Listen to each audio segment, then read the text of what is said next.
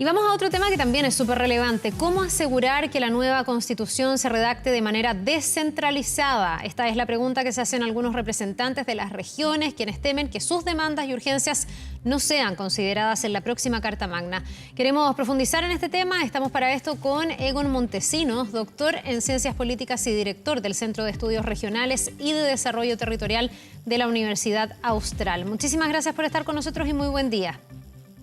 Muy buenos días, Carla. Gracias a ustedes por el espacio. A ver, quisiera yo esto zanjarlo o abordarlo de dos maneras, digamos. Una cosa es que hablemos de contenido que esté dentro de la Carta Magna, que propenda a la descentralización de nuestro país, que es algo que tantas veces se ha acuñado, pero que en la práctica no pasa. Y en la práctica Santiago termina siendo Chile muchas veces, y ese es un aspecto. Pero el otro aspecto es si para alcanzar esos contenidos es necesario que en el órgano que va a redactar la nueva Constitución haya personas de regiones, y esa a lo mejor sea la vía donde esto realmente se haga carne. Partamos por esto último. Para ti, dentro de este organismo de 155 personas que van a tener que redactar la nueva Constitución, ¿deben tener una representación real las regiones?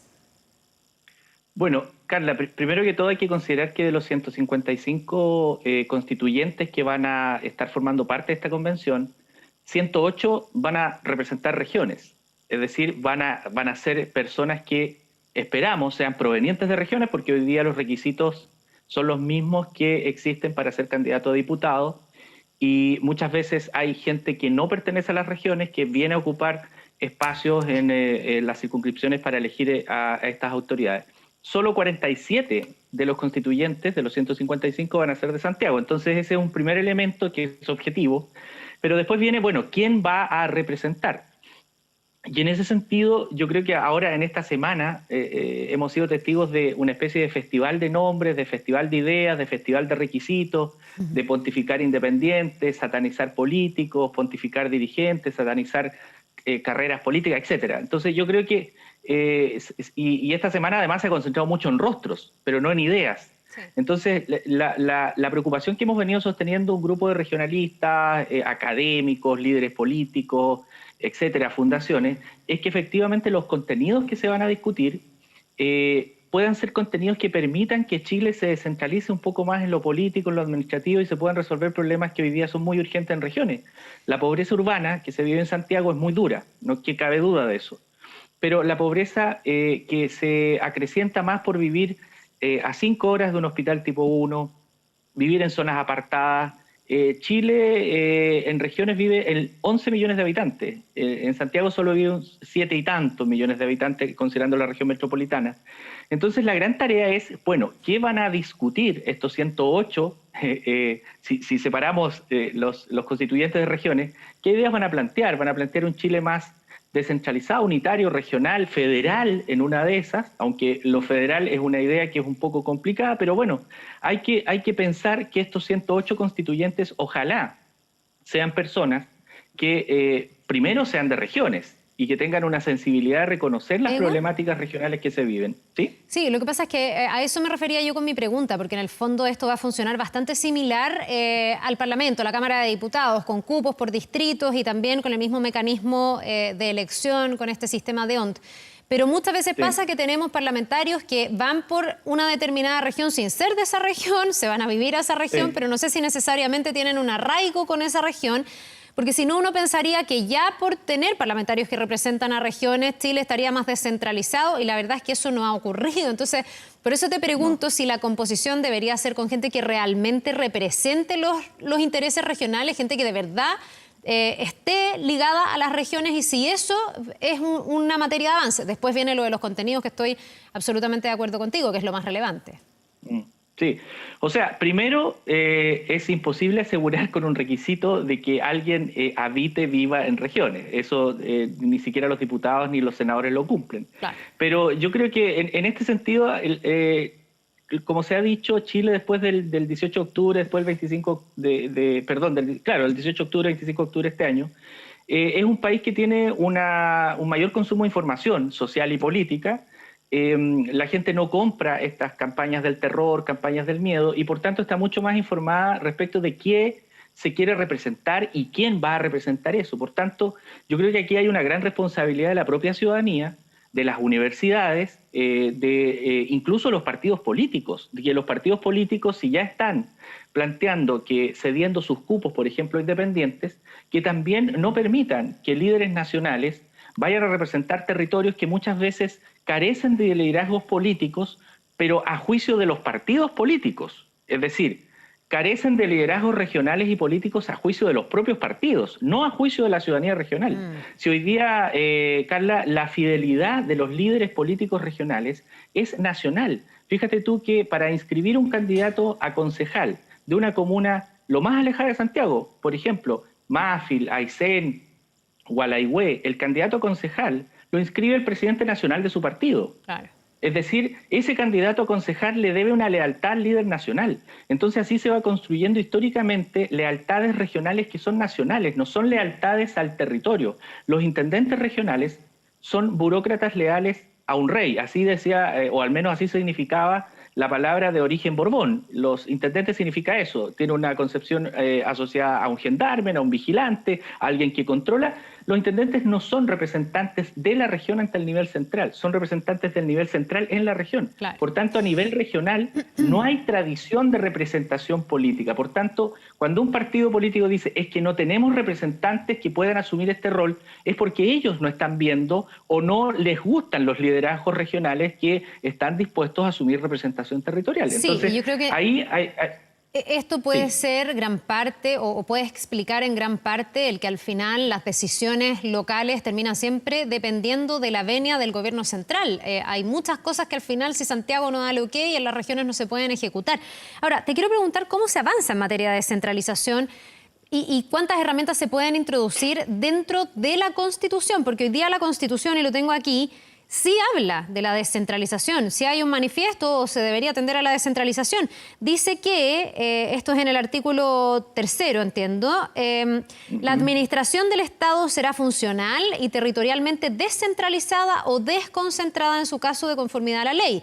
Y dice que los órganos del Estado van a promover el fortalecimiento de la regionalización del país y el desarrollo equitativo y solidario entre las regiones, provincias y comunas del territorio nacional. O sea, aquí está por escrito manifestado el deseo de la descentralización. El tema es que en la práctica no se cumple. Entonces, ¿qué correcciones habría que hacer en una nueva Carta Magna para que no quede como una declaración de principios y que al final nuevamente no ocurra que en la práctica opere?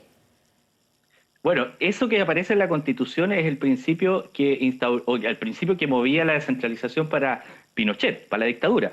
La administración se descentraliza, el poder político no. Esa es la filosofía de Portales.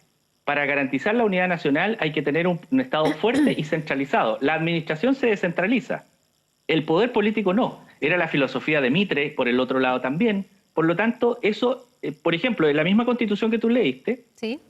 La Constitución reconoce que las municipalidades son órganos que administran, no gobiernan.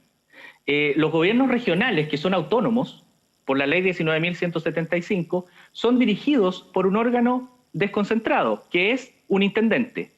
Eso es lo que dice la Constitución. Es decir, la Constitución dice que la administración se descentraliza funcionalmente. Ya, me queda clarísimo. El poder político no. Entonces, la forma de profundizar o de hacer que esto baje a la realidad sería a través de la redacción de la nueva Constitución, sí repartir efectivamente el poder y sí descentralizar político. El poder. ¿Y eso qué significaría en la práctica? Si tenemos poder político local, que en cada... Porque algunos aquí hablan incluso de una república federal, el que pudiéramos tener autoridades que en cada provincia o como se dividiera, pudieran efectivamente tomar decisiones sin depender de Santiago. ¿Algo así es lo que llevaría eso a la práctica? Mira, voy a poner un ejemplo súper concreto, que esto refleja cómo es el centralismo del poder. Hoy día el Ministerio de Obras Públicas en todas las regiones, a través de la Dirección de Vialidad, distribuye sus recursos o su ejecución a través de 4 o 5 partidas presupuestarias. Son más, pero solo para ejemplificar. Por ejemplo, partida presupuestaria de caminos básicos, partida presupuestaria de caminos indígenas, partida presupuestaria de desmalezamiento. Si un gobierno regional, el gobierno regional de Los Ríos, se le acaba la plata para camino indígena y le sobra la plata para desmalezamiento, un intendente regional y un Ceremi no pueden reitimizar ese dinero y pasarlo de lo que le sobra es decir, desmalezamiento, pasarlo a lo que le falta, camino indígena, porque es una región que tiene muchos caminos indígenas. ¿Quién debe autorizar eso? El ministro.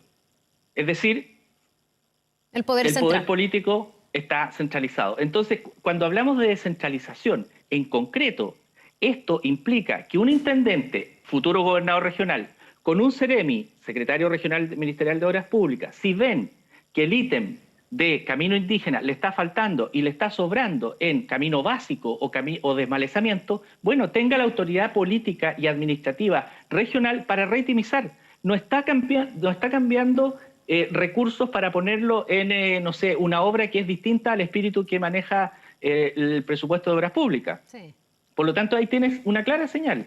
Por ejemplo, otro ejemplo. ¿Qué es lo que va a pasar cuando se enfrente una emergencia a nivel regional?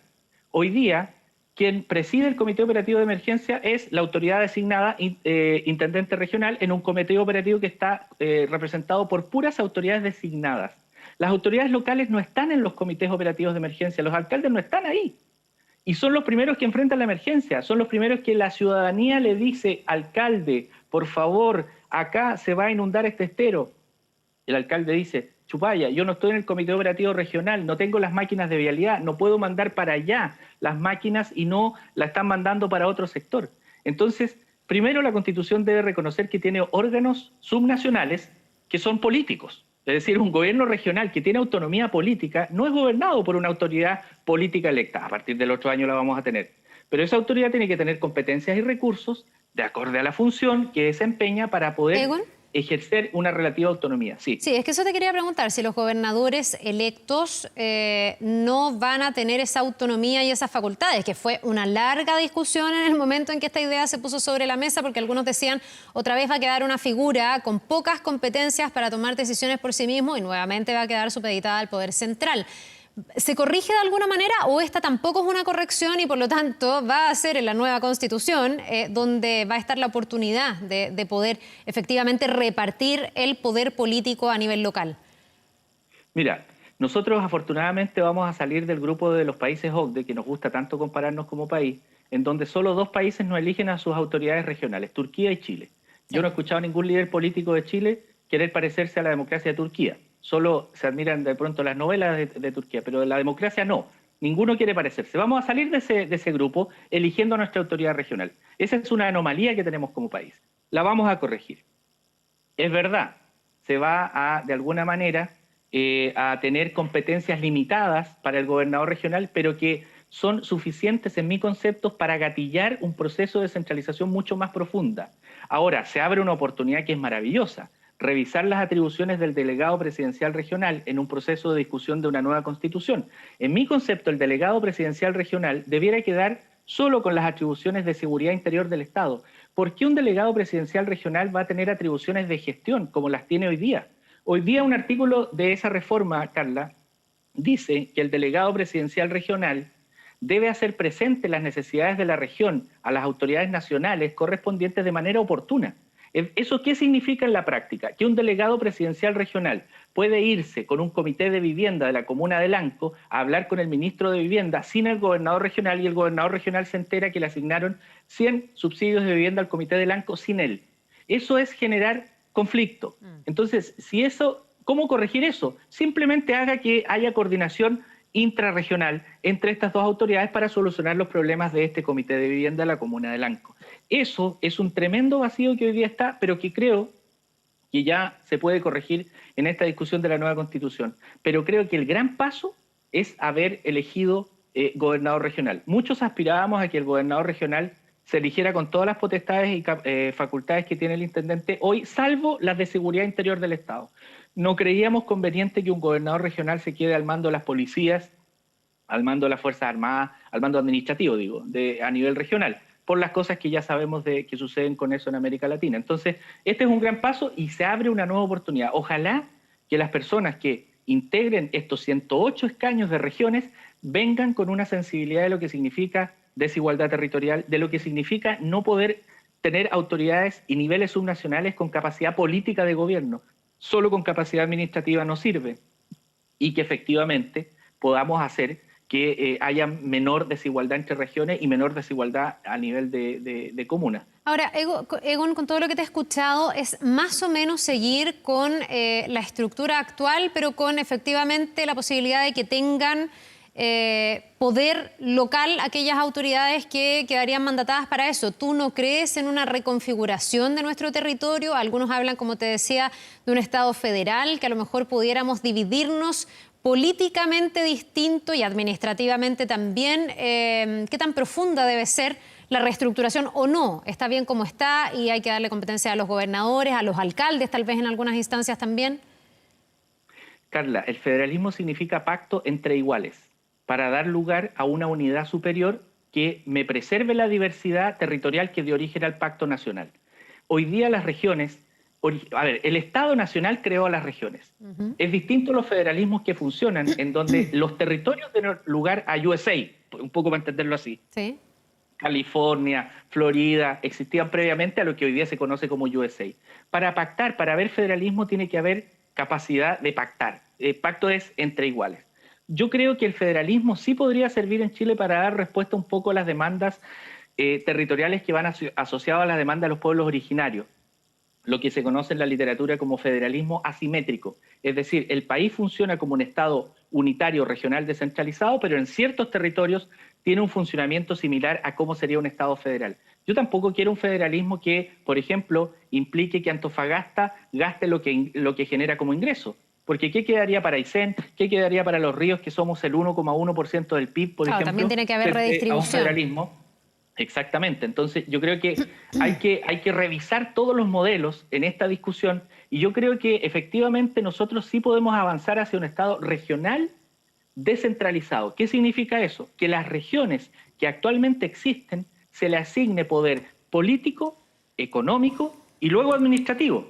La teoría secuencial de la descentralización de Tulia Fanete dice que el nivel central está dispuesto a entregar poder administrativo, está dispuesto a entregar poder económico, pero no está dispuesto a entregar poder político. Nosotros logramos recién, después de mucho tiempo, fíjate que esta reforma Colombia la hizo el año 92, Perú la hizo el año 2003. Somos el último país de América Latina que está haciendo reformas políticas en el nivel nacional, perdón, en el nivel regional. Esto, Carla, le hace muy bien a Chile. Fíjate que hoy día las regiones no tienen representación regional. La gente de regiones no le puede pedir rendición de cuenta a ninguna autoridad ejecutiva. Los parlamentarios reemplazan esa labor haciendo gestión y esa es una anomalía. Un parlamentario no puede estar preocupado de que se acelere el presupuesto del hospital. Un parlamentario no puede estar preocupado de que se acelere el presupuesto de una escuela. Un parlamentario no puede estar chantajeando, peleando con un ministro para que a su región le asignen recursos para, no sé, un hospital o un camino. Esa es una anomalía del diseño institucional que teniendo un gobernador regional vamos a hacer que esa autoridad sea la que gestione, sea la que pelee, puje por más descentralización, porque no le corresponde a los parlamentarios la labor de suplantar la labor de ejecutivo regional. Los intendentes no pueden hacer eso porque en cualquier momento que un intendente se pone chúcaro, tú ya sabes lo que pasa con los intendentes, que son burócratas leales a los presidentes de la República.